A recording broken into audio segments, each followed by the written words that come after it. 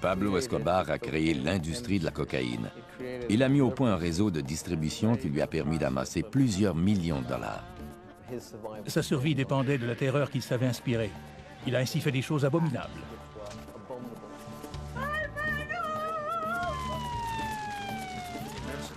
Il a déclaré la guerre à la Colombie, en quelque sorte. Et la Colombie lui a déclaré la guerre. Il était vindicatif et n'oubliait jamais un affront. Lorsque quelqu'un s'opposait à lui, il lui rendait l'appareil et se montrait impitoyable. C'est le criminel le plus brutal et le plus insensible que le monde ait jamais connu.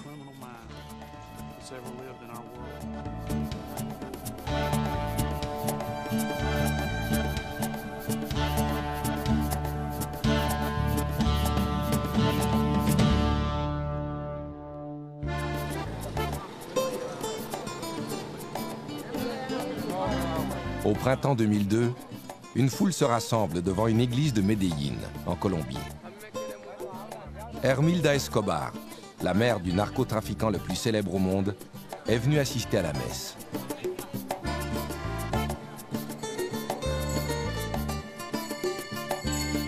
Es una costumbre desde él murió. El 2 de cada mes se le manda a celebrar su misa aquí con la asistencia de todas las maestras jubiladas. Hermilda Escobar croit ainsi rendre un hommage mérité à son fils Pablo, qui est toujours considéré comme un héros à Medellín.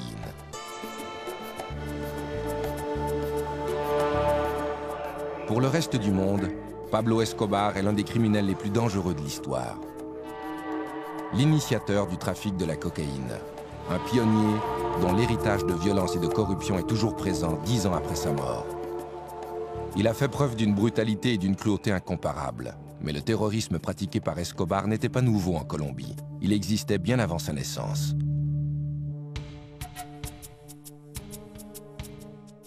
Vers la fin des années 1940, la Colombie est déchirée par une guerre civile opposant le Parti conservateur au pouvoir et les libéraux. Cette violence donne naissance à un groupe de hors-la-loi connu sous le nom de banditos. Ces gens n'ont de loyauté qu'envers eux-mêmes. Ils viennent des régions rurales et pauvres, et ils terrorisent les citoyens des classes aisées. Le peuple les considère comme des héros.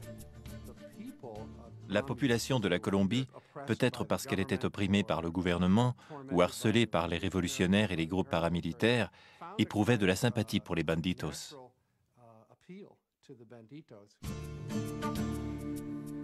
Ces hommes sont une source d'inspiration pour le jeune Pablo Emilio Escobar Gaviria. Pablo est né le 1er décembre 1949. Il est le troisième des 7 enfants d'Abel de Jesus et de Hermilda Escobar. La famille vit dans la communauté agricole de Rio Negro, à 40 km de la ville de Medellín.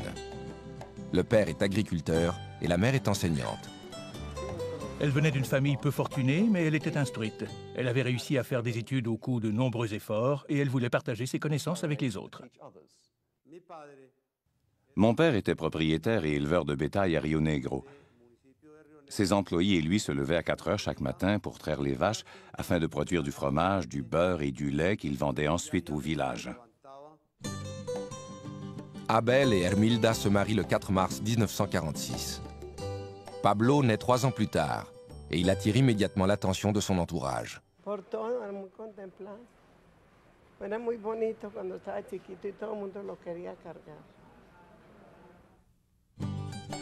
Lorsque Pablo entre à l'école, sa mère est devenue la principale source de revenus de la famille, et c'est elle qui dirige la maisonnée. Elle enseigne à ses enfants la valeur de l'éducation et la charité. Elle était une bonne mère, une mère traditionnelle. Pablo, ainsi que ses frères et sœurs, étaient beaucoup plus attachés à elle qu'à leur père Abel. Nos parents nous ont tous deux donné de précieux enseignements. Ils nous ont appris à travailler très fort et surtout, ils nous ont appris à tenir parole. Escobar se plaisait souvent à dire qu'il avait vécu son enfance dans la pauvreté, mais c'était faux. Il appartenait à la classe moyenne et sa famille survivait sans difficulté. Les Escobar se déplacent d'un village à l'autre, là où la mère de Pablo peut trouver du travail comme enseignante. Quel que soit l'endroit où vit la famille, elle n'est jamais à l'abri de la violence qui sévit dans le pays. Nous avons beaucoup souffert, car ma mère enseignait dans une école subventionnée par le Parti conservateur. Un jour, des rebelles du Parti libéral sont venus. Ils ont incendié l'école et ils ont tenté de nous tuer, ma mère et nous. Mais l'armée est venue et nous a sauvés. Pablo a grandi à une époque où la violence était omniprésente en Colombie. Sa mère suppliait le ciel de l'épargner et promettait de construire une chapelle à la Sainte Vierge s'il avait la vie sauve.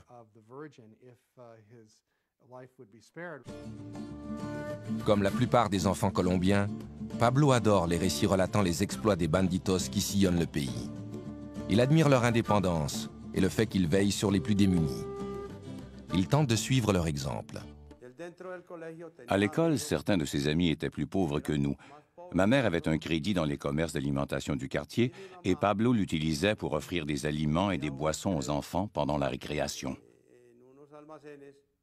Le llevaba, metía entre la arepa, le sacaba el migajón a la arepa y echaba la carne o lo mejor que tuviera.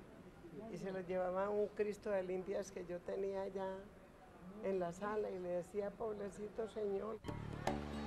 En 1961, alors que Pablo a 12 ans, sa famille s'établit de façon permanente à Envigado, un village situé au sud de Medellín. Sa mère y ouvre une école primaire. L'année suivante, l'adolescent entreprend ses études secondaires à Medellín. Il se tient avec un groupe d'élèves qui appuie les politiques gauchistes et la révolution cubaine, survenue quelques années plus tôt. Pablo admire particulièrement la façon dont Fidel Castro a défié l'autorité et réussi à devenir le leader d'une nation. L'adolescent ne tarde pas à contester l'autorité de ses professeurs. Il est suspendu pour avoir volé les réponses d'un examen et les avoir partagées avec des camarades. Il commence à fumer de la marijuana et à sécher ses cours. En 1966, le rebelle de 16 ans a abandonné ses études. Pendant un certain temps, il se contente de dormir toute la journée et de fumer de la marijuana jusqu'à l'aube. Il rêve de devenir millionnaire, mais n'éprouve aucun intérêt pour les emplois traditionnels. Il s'est retrouvé devant un dilemme. S'il voulait réussir, il devait changer de vie, entreprendre des études collégiales ou alors se joindre à un groupe de criminels. L'adolescent passe de plus en plus de temps dans les rues malfamées de Medellín. Cette ville est un repère de criminels et Pablo ne tarde pas à découvrir de nouvelles façons de gagner de l'argent rapidement. On a raconté que Pablo Escobar avait commencé par voler dans les cimetières des pierres tombales, dont il effaçait les inscriptions pour ensuite les revendre. Pablo se découvre un talent de leader. Il forme bientôt sa propre bande et perfectionne ses techniques criminelles. Il a réalisé que s'il volait des voitures, il pourrait en vendre les pièces sur les marchés d'occasion. Puis, il a fait un pas de plus et a pratiqué l'extorsion. Payez-moi et je ne volerai pas votre voiture. Pablo récompense ses complices en leur offrant les voitures qu'il a volées. À 21 ans, il compte déjà plusieurs supporters et leur nombre s'accroît sans cesse. En 1971, un riche propriétaire terrien nommé Diego Echavarria est victime d'un enlèvement. Son corps sera retrouvé plus tard, il a été torturé et étranglé. Echavarria n'était pas un personnage populaire à Medellín. C'était un riche industriel et beaucoup de pauvres gens le détestaient. L'affaire ne sera jamais éclaircie, mais Escobar s'empresse de revendiquer le meurtre. Cet incident a démontré qu'il ne craignait pas de s'opposer aux échelons supérieurs de la société de Medellín.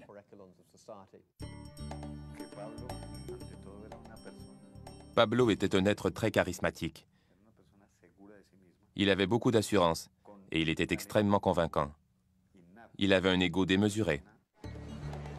La mort d'Echavarria réjouit les pauvres de Medellín.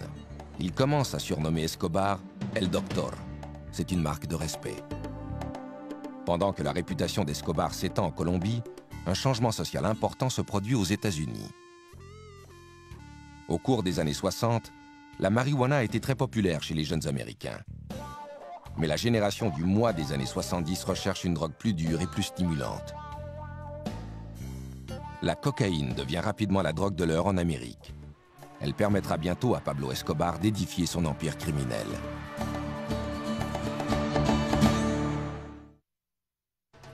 En 1972, à 22 ans, Pablo Escobar est déjà devenu un des criminels les plus redoutés de Medellín en Colombie. Il a volé des voitures, il a fait de la contrebande et il a même revendiqué le meurtre d'un riche propriétaire terrien. Il est maintenant prêt à étendre ses activités au-delà de Medellín. La cocaïne, extraite des feuilles du coca, que l'on trouve en abondance en Colombie, devient rapidement une drogue très populaire aux États-Unis. Escobar voit dans ce phénomène une occasion de s'enrichir. La marijuana et ensuite la cocaïne offraient aux jeunes l'occasion de s'enrichir rapidement. Ils étaient tous obsédés par l'idée de gagner beaucoup d'argent en peu de temps. Pourquoi passer 20 ou 30 ans de sa vie à gagner à peine de quoi vivre quand on peut obtenir $1 million du jour au lendemain? Ce genre de commerce est récent et relativement peu organisé lorsqu'Escobar commence à agir comme intermédiaire. Il achète de la cocaïne aux producteurs et la remet aux trafiquants qui l'expédient aux États-Unis. Escobar n'éprouve aucun scrupule à tuer et à torturer les gens, ce qui lui donne une longueur d'avance sur les autres trafiquants. Lorsqu'il entend parler d'une affaire lucrative, il s'en empare aussitôt. Il laissait toujours savoir à son entourage qu'il n'hésiterait pas une seconde à détruire quiconque lui mettrait des bâtons dans les roues ou menacerait la réussite de ses activités. S'il n'obtenait pas ce qu'il voulait, il faisait tuer les gens, et ça ne troublait pas son sommeil. Pablo Escobar se retrouve bientôt à la tête de l'industrie de la cocaïne en Colombie. Maintenant qu'il s'est imposé dans le milieu de la drogue, il peut obtenir tout ce qu'il veut, en particulier l'argent et le sexe. Il a toujours aimé la compagnie des adolescentes. À 25 ans, il apprend qu'une de ses petites amies est enceinte. En mars 1976, Pablo épouse une jeune fille de 15 ans, María Victoria Henao Vallejo. Leur fils, Juan Pablo, naît le mois suivant. 3 ans et demi plus tard, le couple aura une fille, Manuela. Il a dit à ma mère qu'il était très heureux et fier d'être le premier de la famille à lui donner un petit-fils. Il pensait et se comportait comme un criminel. Mais il aimait beaucoup sa famille. Il se montrait respectueux envers sa mère. Il veillait sur ses frères et sa femme et ses enfants étaient tout pour lui. Ce n'était pas un bon père au sens traditionnel du terme. Il trompait ouvertement sa femme et il avait des maîtresses partout où il allait. Mais en même temps, il se voyait comme un chef de famille, un père aimant, et il éprouvait une véritable affection pour sa femme et ses enfants. Le trafic de stupéfiants d'Escobar progresse si rapidement en Amérique du Sud qu'il commence bientôt à expédier lui-même la drogue aux États-Unis. Un de ses associés, Carlos Leder, met au point un système de contrebande innovateur. Il a eu l'idée d'organiser un réseau de transport pour la cocaïne. Il a établi un point de transbordement dans un îlot des Bahamas. Il y a fait aménager des pistes d'atterrissage, des postes de ravitaillement et un hôtel offrant toutes les commodités. Pablo s'assure qu'aucun narcotrafiquant n'expédie de cocaïne hors de la Colombie sans son autorisation. Il exige une commission de 35% sur chaque cargaison et garantit son arrivée à destination sans encombre. Grâce aux sommes d'argent de plus en plus importantes qui lui sont versées, il construit ses propres laboratoires de transformation de la cocaïne. À l'été 1976, Escobar et 3 autres narcotrafiquants forment ce qui deviendra le cartel de Medellín. Le cartel avait une infrastructure à une époque où personne n'en avait. Pour expédier la cocaïne, il fallait des avions et un réseau de distribution. Ils avaient une entreprise qui prenait sa source dans la jungle et s'étendait jusqu'au coin de rue des villes américaines. À 29 ans, Pablo Escobar est le chef incontesté du groupe. Il offre des pots de vin à des juges, à des politiciens et à des policiers pour permettre à son entreprise de prospérer. Il a recours à l'intimidation et à la violence chaque fois que c'est nécessaire. Le mot d'ordre qui régit ses activités est « plata o plomo », l'argent ou le plomb. Tu acceptes l'argent ou tu meurs. Et dans presque tous les cas, plata o plomo, les gens choisissaient l'argent. C'est le propre de la nature humaine.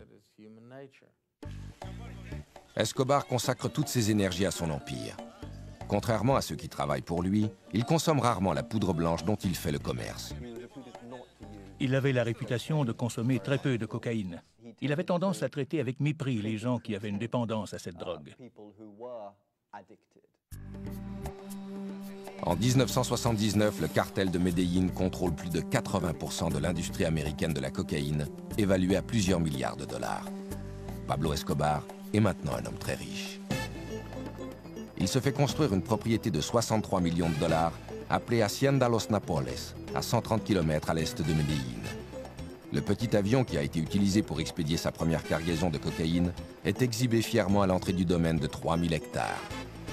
L'immense propriété comprend 20 lacs artificiels, une piste d'atterrissage, un héliport, 6 piscines et un jardin zoologique peuplé d'animaux exotiques. Il ne savait pas quoi faire avec son argent, alors il a aménagé un immense jardin zoologique peuplé de centaines d'animaux comme des éléphants, des rhinocéros et des girafes. Pablo a fait des efforts pour partager son opulence avec le peuple. Les gens venaient en autobus de Medellín pour visiter sa propriété. Conscient que sa réputation de criminel grandit, Escobar commence à se comparer à d'autres hors-la-loi légendaires. Il achète une berline criblée de balles des années 30 et affirme qu'elle a appartenu à Bonnie et Clyde. Il lui arrive même parfois de se costumer comme son héros, le révolutionnaire mexicain Pancho Villa. Pablo était fasciné par ce rebelle latino qui avait osé s'attaquer aux Nord-Américains.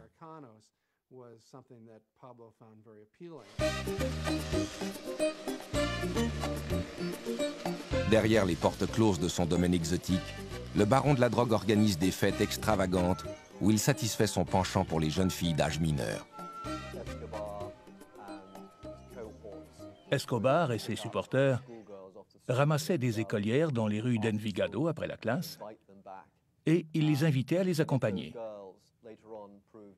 Si par la suite ces jeunes filles faisaient des problèmes parce qu'elles se plaignaient à la police ou à leurs parents, ou qu'elles risquaient d'en avoir trop vu, elles étaient éliminées sans aucun scrupule.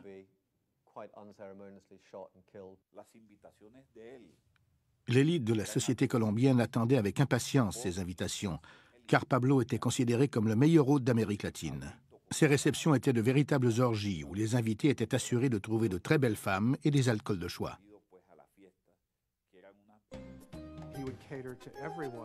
Il offrait de quoi satisfaire tous les goûts, légitimes ou non. De la drogue et aussi de très jeunes filles. Il y avait des concours sexuels très bizarres, ainsi que des jeux érotiques. Parfois, Escobar ordonne aux jeunes filles de se dévêtir et de grimper à un arbre pendant que les invités contemplent le spectacle. Il organise aussi des concours. La jeune fille qui court le plus vite repart avec une voiture toute neuve. La femme de Pablo, Maria, connaît l'existence de ces rencontres à caractère sexuel, mais elle accepte de fermer les yeux afin de rester mariée à l'un des hommes les plus riches de la Colombie. De plus, Pablo est un père dévoué à ses enfants.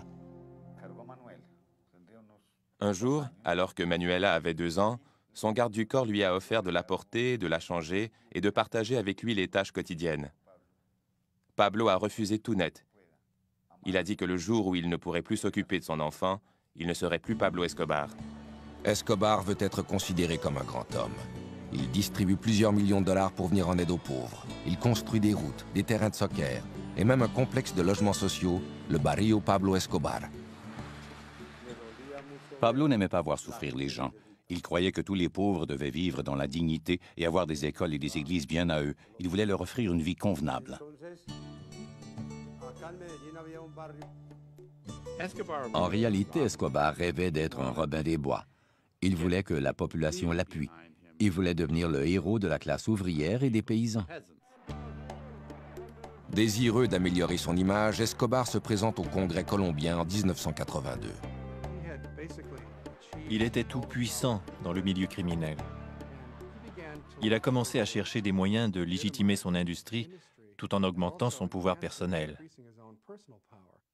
Le criminel de 32 ans est élu substitut au Congrès, ce qui lui permet de remplacer un membre durant son absence. Escobar considère cette nomination comme une preuve de l'affection que lui porte son peuple. Il ne pensait pas être tellement différent des autres politiciens, dont plusieurs acceptaient déjà son argent. Il ne croyait pas être pire que certains d'entre eux.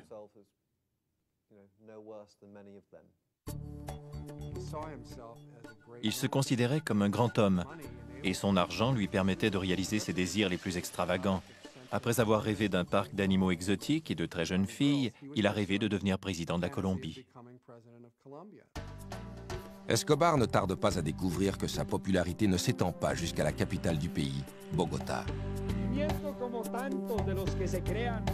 Le candidat présidentiel Luis Galán dénonce les liens qu'Escobar entretient avec le trafic de la cocaïne. Et le ministre de la Justice, Rodrigo Lara Bonilla, entreprend de mettre un terme aux contributions électorales liées au commerce de la drogue. En janvier 1984, Escobar est expulsé du Congrès. Sa carrière politique est terminée, mais il n'a pas l'intention de s'éclipser discrètement. 3 mois plus tard, il fait assassiner Bonilla. Ce meurtre a été commis selon la tradition du cartel. 2 hommes, dont l'un était armé d'une mitraillette, sont arrivés à motocyclette. La moto s'est approchée de la limousine de Rodrigo Lara Bonilla, qui était immobilisé à un feu de circulation. Le type assis à l'arrière a sorti son arme, il a fracassé la glace de la voiture et lui a fait exploser le crâne. Les gens ont réalisé que cet homme venait de tuer un membre du cabinet. L'assassinat de Bonilla a été une étape importante dans l'escalade du terrorisme exercé par Escobar pour obliger la Colombie à se soumettre. Pendant que la Colombie combat le terrorisme financé par les narcotrafiquants, les États-Unis entreprennent leur propre guerre contre les stupéfiants.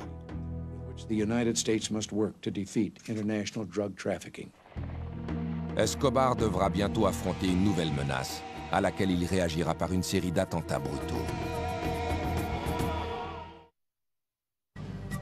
Vers le milieu des années 80, l'empire de la cocaïne de Pablo Escobar tient la nation colombienne à sa merci.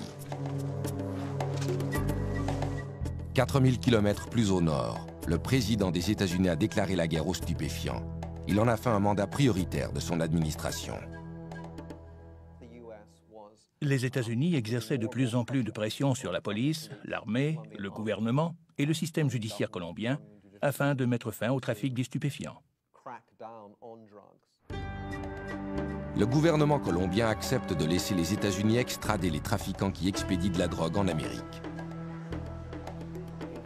Lorsqu'ils étaient arrêtés et condamnés en Colombie, ils étaient rapidement libérés. De toute façon, ils pouvaient continuer à diriger leur commerce de narcotiques pendant qu'ils étaient en prison. Ils savaient qu'ils ne seraient pas traités de la même façon aux États-Unis. S'ils comparaissaient devant un tribunal américain, ils auraient un procès, ils seraient condamnés et ils croupiraient dans une vraie prison. Ce serait alors la fin de leur entreprise. Ils avaient l'habitude de dire « Je préfère une tombe en Colombie qu'une cellule aux États-Unis ».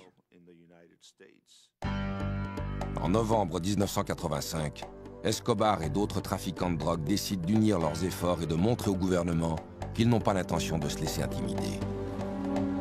Escobar fait appel à un groupe de guérilleros de gauche pour lancer un assaut contre le palais de justice qui abrite la Cour suprême de la Colombie. Les guérilleros armés de mitraillettes, de roquettes et de grenades font irruption dans l'édifice et attaquent les juges de la Cour suprême. L'armée colombienne riposte avec des chars et des troupes d'assaut.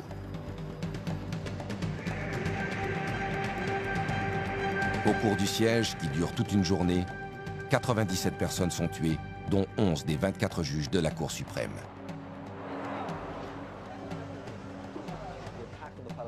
L'assaut livré contre le palais de justice a été un autre moment décisif dans l'histoire de la Colombie. Il a eu un impact à long terme, car il a terrorisé le système judiciaire. Il l'a privé de plusieurs magistrats qui étaient de bons hommes, courageux et dotés d'un sens moral.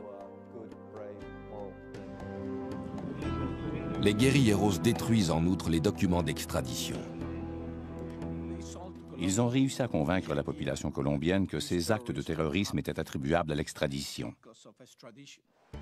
L'année suivante, la Cour suprême de la Colombie annule le traité autorisant l'extradition. Mais quelques jours plus tard, le traité est rétabli par le nouveau président de la Colombie, Virgilio Barco. Pablo Escobar craint à nouveau d'être déporté aux États-Unis.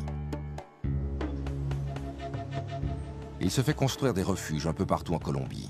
Il parvient à devancer les représentants de la loi grâce aux informations que lui fournissent les hauts fonctionnaires qu'il soudoie et les paysans qui lui restent fidèles. Ils alertaient Escobar aussitôt qu'ils apercevaient un hélicoptère ou qu'ils voyaient s'approcher un véhicule de police, ce qui lui donnait tout le temps voulu pour prendre la fuite.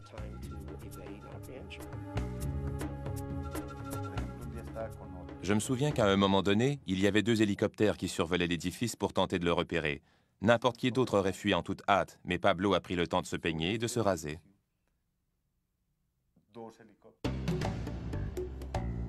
En 1989, alors qu'il est en fuite depuis plus de 3 ans, Escobar tente de conclure une entente avec le gouvernement colombien. Il accepte de se livrer aux autorités à une condition, celle de ne pas être extradé en Amérique. Le gouvernement refuse. Pablo n'apprécie pas cette réponse. Le 18 août, le candidat favori de la campagne présidentielle, Luis Galán, doit prononcer un discours à l'occasion d'une assemblée électorale. Luis Carlos Galán était en quelque sorte le John F. Kennedy de la Colombie. Le peuple l'aimait beaucoup. Il était opposé à la drogue et favorable à l'extradition. Et l'extradition était un sujet de préoccupation constant pour Escobar. Au moment où Galán va prendre la parole, il est abattu par un des tueurs d'Escobar. Cet assassinat bouleverse toute la nation. Les Colombiens ont réagi comme la population des États-Unis l'aurait fait. Un candidat présidentiel très populaire avait été abattu et ils savaient qui était responsable de ce meurtre. Ils ont commencé à considérer cet individu non seulement comme un criminel ou un hors-la-loi, mais aussi comme un ennemi de l'État. Mais Escobar n'en a pas terminé avec le terrorisme. 3 mois plus tard, le 27 novembre, il fait placer une bombe dans un avion de la compagnie Avianca. Le successeur de Luis Galán, le candidat présidentiel César Gaviria, doit voyager à bord de cet appareil. 3 minutes après le décollage de Bogota, l'avion explose, tuant les 107 personnes qui se trouvent à bord.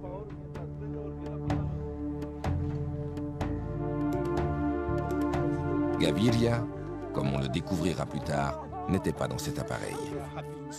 Cet attentat s'ajoutait à plusieurs autres et il n'y avait aucune explication. Dans la plupart des cas, il ne disait pas « c'est nous qui l'avons fait », il le faisait tout simplement.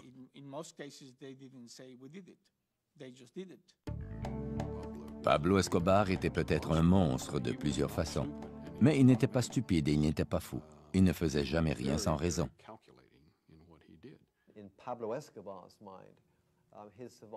Pablo Escobar croyait qu'il devait faire régner la terreur pour assurer sa survie. Cela l'amenait à faire des choses effroyables. Il en est venu à ne plus accorder aucune importance à la valeur d'une vie humaine. À la fin de la décennie, Pablo Escobar a créé un climat de violence qui déchire la Colombie. Seulement à Medellín, plus de 200 meurtres sont commis chaque fin de semaine. Pendant ce temps, l'empire des narcotiques d'Escobar continue de prospérer. En 1990, le magazine Forbes rapporte que le narcoterroriste de 40 ans est l'un des hommes les plus riches au monde. Sa fortune est évaluée à 3 milliards de dollars. Mais son nom fait aussi partie d'une autre liste, celle des narcotrafiquants les plus recherchés par les États-Unis. Pablo Escobar devra bientôt affronter une unité militaire d'élite créée dans le seul but de le traquer.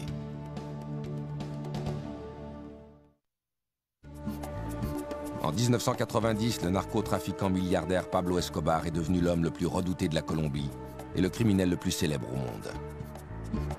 Pour tenter de mettre un terme à ses activités, le gouvernement colombien forme une équipe d'intervention spéciale connue sous le nom de Bloc de recherche. Cette équipe se voit confier la mission de capturer Escobar. Elle était organisée par le gouvernement colombien et regroupait les meilleurs policiers des groupes d'élite, des représentants de l'armée et des services secrets, ainsi que des enquêteurs du ministère public. Le bloc de recherche bénéficie également d'un appui de taille, une équipe d'experts en surveillance venue des États-Unis. Ils survolaient la région dans des petits appareils qui ressemblaient à des avions privés Beechcraft, mais qui étaient en réalité des avions espions de 50 millions de dollars. Des antennes et des dispositifs d'écoute leur permettaient de détecter toutes les communications électroniques échangées dans la région. L'équipe de surveillance est souvent horrifiée par la brutalité d'Escobar, qui se manifeste même pendant ses appels téléphoniques à sa famille. Au cours d'une conversation qui a été interceptée, il parlait à sa femme et il lui disait combien il l'aimait, pendant qu'à l'arrière, on entendait un individu hurler. Il essayait sans succès de couvrir le combiné, et il criait « Mettez-lui quelque chose sur la bouche ». Puis il continuait de dire à sa femme combien elle lui manquait. Escobar ne reste jamais longtemps au même endroit. Mais lorsque la police colombienne et le bloc de recherche tuent certains de ses associés, le baron de la drogue comprend qu'il ne pourra leur échapper indéfiniment. Il élabore alors un plan. 3 semaines après l'entrée en fonction du nouveau président César Gaviria, en août 1990, les acolytes d'Escobar kidnappent des membres de certaines familles fortunées de la Colombie. Pablo espère que ces familles exigeront que le gouvernement mette fin à l'extradition, ce qui lui éviterait d'être envoyé aux États-Unis pour y subir son procès.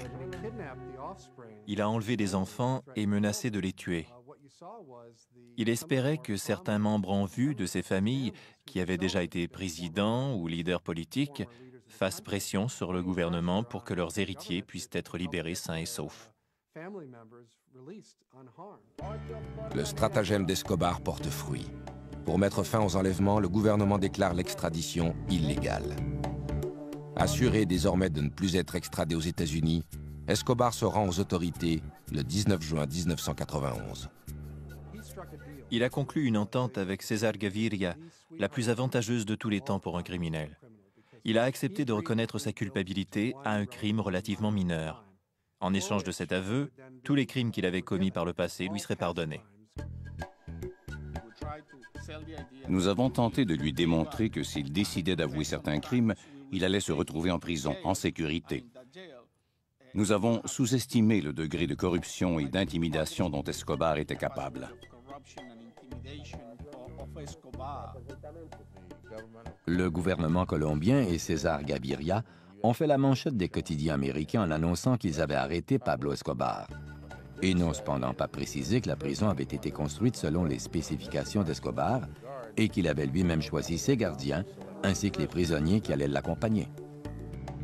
La prison, appelée la cathédrale, est construite à flanc de montagne, dans le paysage verdoyant d'Envigado, à proximité des amis et de la famille d'Escobar. À son arrivée, le complexe ressemble davantage à un club sportif qu'à une prison.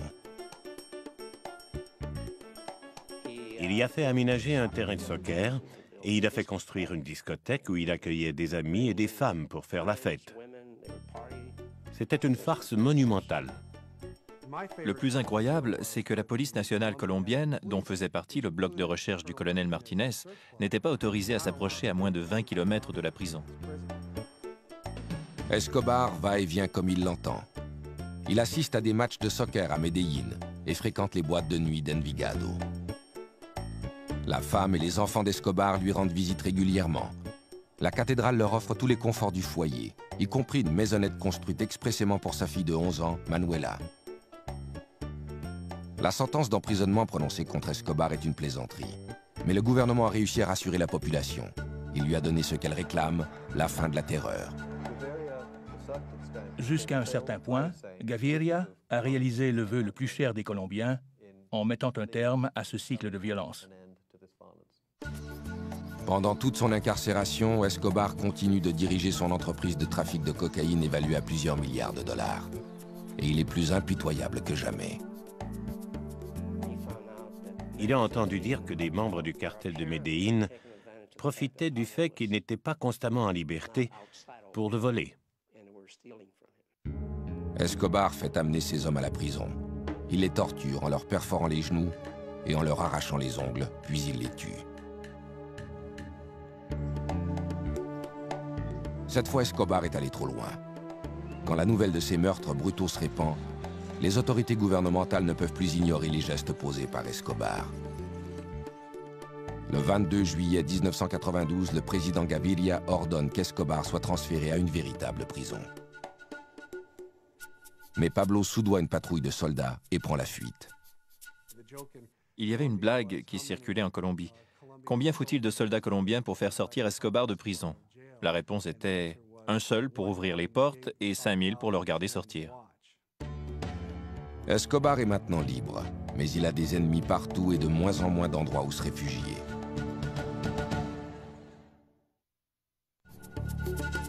En juillet 1992, Pablo Escobar, âgé de 42 ans, est en cavale après s'être évadé de la prison La Cathédrale. Les gouvernements américains et colombiens sont décidés à traduire en justice le caïd de la drogue. Après son évasion, tout a commencé à s'écrouler. À la cathédrale, il avait effectivement bénéficié de la protection du gouvernement. Et soudain, la meute était de nouveau à ses trousses. Ses amis ont commencé à le laisser tomber. Il se croyait probablement plus puissant qu'il ne l'était en réalité. Il était encore très riche, mais il n'inspirait plus autant de crainte. Escobar tente fébrilement de négocier une nouvelle entente avec le gouvernement. César Gaviria, en collaboration avec le gouvernement des États-Unis, je crois, avait décidé de refuser désormais toute négociation avec Pablo Escobar. Il voulait le traquer et le tuer. Par le passé, Escobar a eu recours au terrorisme pour convaincre le gouvernement de satisfaire à ses exigences. Il décide d'utiliser à nouveau cette tactique. Le 30 janvier 1993, il dépose une bombe dans un véhicule garé près d'une librairie, dans une rue très fréquentée de Bogota. La bombe explose alors que le commerce est rempli d'enfants et de parents venus acheter du matériel scolaire. L'explosion fait 21 morts et plus de 70 blessés. Aucune des victimes n'était liée au commerce des stupéfiants. C'était une bombe sensible précise qu'il avait décidé de faire exploser pour livrer un message au gouvernement de la Colombie. Le gouvernement n'est pas le seul problème d'Escobar. Depuis son évasion de la prison, les citoyens colombiens ont décidé que si la police ne parvenait pas à l'arrêter, ils allaient le faire eux-mêmes. Ils forment un groupe de justiciers appelé Los Pepes, un acronyme pour « le peuple persécuté par Pablo Escobar ». Los Pepes était reconnu comme une organisation regroupant des citoyens colombiens, des membres de familles dont les fils, les frères ou les maris avaient été tués par Escobar. Le groupe comptait aussi des mécontents du cartel d'Escobar et des membres de cartels rivaux. Los Pepes ne tarde pas à exercer des représailles. Dès le lendemain de l'attentat de la librairie, des bombes explosent devant une des résidences d'Escobar et une hacienda appartenant à sa mère est rasée par un incendie.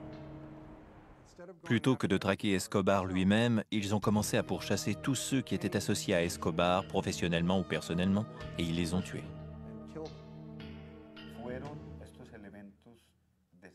Pablo a commencé à douter de sa propre sécurité.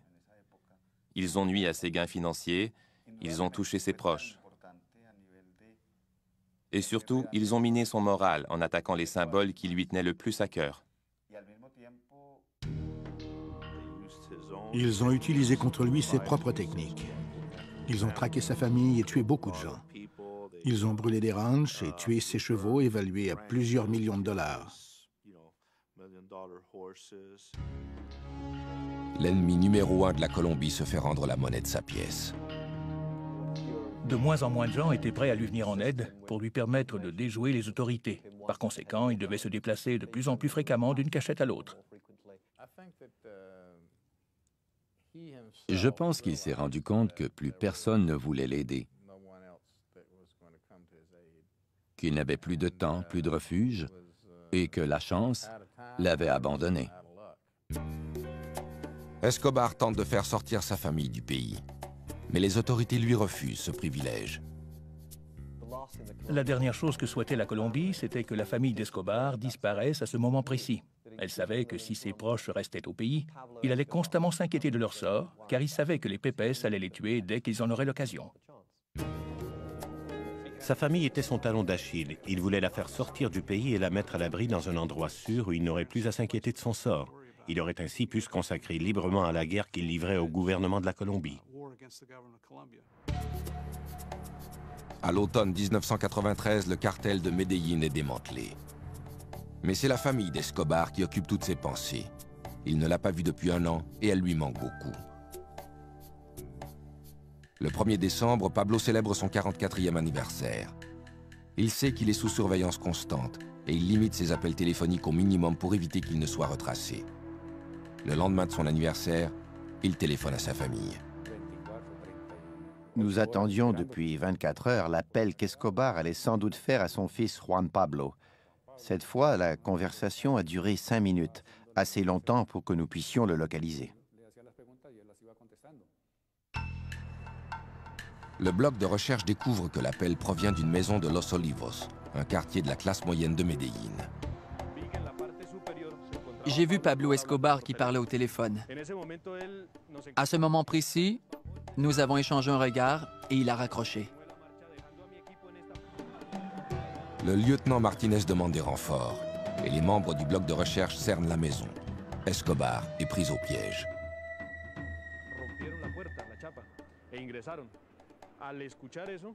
Ils ont enfoncé la porte et pénétré dans la maison.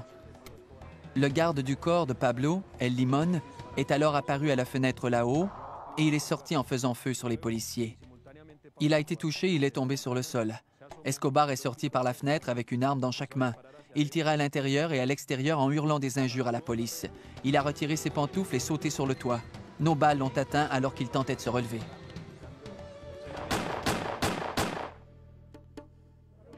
Escobar est atteint de 3 balles, dont une à la tête. Il meurt sur le coup. Finalement, il est mort comme n'importe quel malfaiteur. Cet homme, reconnu comme le pire criminel au monde, le narcotrafiquant le plus redouté de la planète, est mort comme le commun des mortels.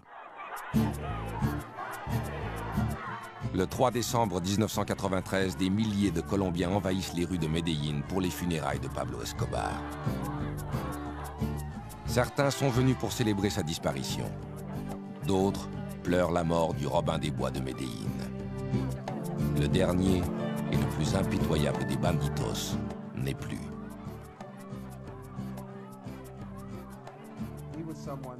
Le peuple colombien le craignait et n'éprouvait pas tellement de respect pour lui, mais en même temps, il était l'un des Colombiens les plus réputés et les plus prospères de tous les temps. Quand il a finalement été traqué et tué, je crois que la fierté nationale s'en est un peu ressentie. Demandez aux chauffeurs de taxi, allez dans les quartiers modestes et parlez-leur de l'image que Pablo a laissée à Medellín. Ils vous diront tous que c'est une excellente image, très positive. Je n'ai jamais connu de criminel aussi endurci depuis. C'est probablement l'homme le plus brutal et le plus impitoyable qui ait jamais existé.